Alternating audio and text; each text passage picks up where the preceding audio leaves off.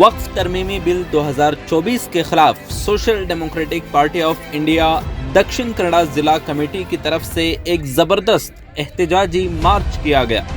Mangaluru clock tower के करीब हज़ारों की तादाद में कारकुनान जमा हुए, जिनमें सैकड़ों नौजवान और ख़वातीन शामिल थीं, जहां वक्फ बिल और मरकज़ी हुकूमत के खिलाफ नारेबाजी की गई। इस मौके पर SDPI मंगलुरु रूरल ज़िला सदर अनवर सादात बचातूर ने कहा कि ये मुसलमानों की शनाख्त को बचाने की लड़ाई है। वक्फ जायदाद खुदा को दी गई जायदाद है। उन्होंने गरज कर कहा कि हम किसी भी वजह से इस पर तजावुजात नहीं होने देंगे।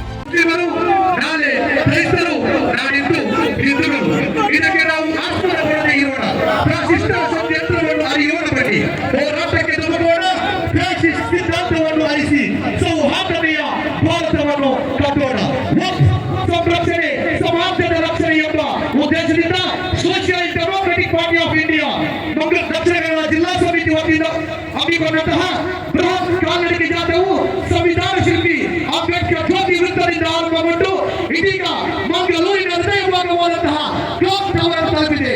ಈ ರೀತಿಯ ಕ್ರಾಂತಿಕಾರಿಯಾದಂತಹ ಸುಸ್ವಾಗತವನ್ನು ಬಯಸ್ತಾ ಇದ್ದೇವೆ। ವಕ್ಫ್ ಎಂಬುದು ಮುಸ್ಲಿಮರ ಧಾರ್ಮಿಕ ಅಸ್ಮಿತೆಯಾಗಿದೆ।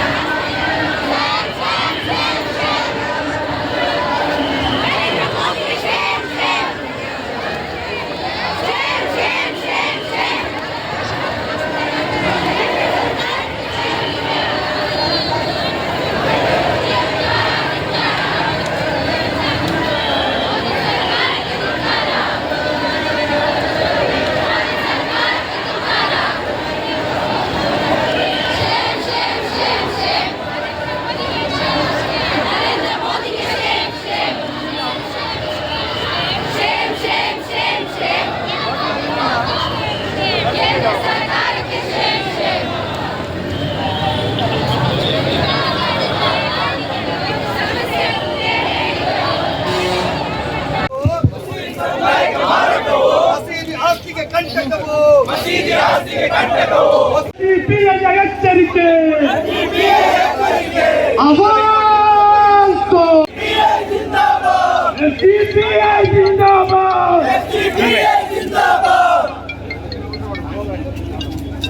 ಕಾಯ್ದೆಯ ತಿದ್ದುಪಡಿ ಆಲೋಚನೆಯು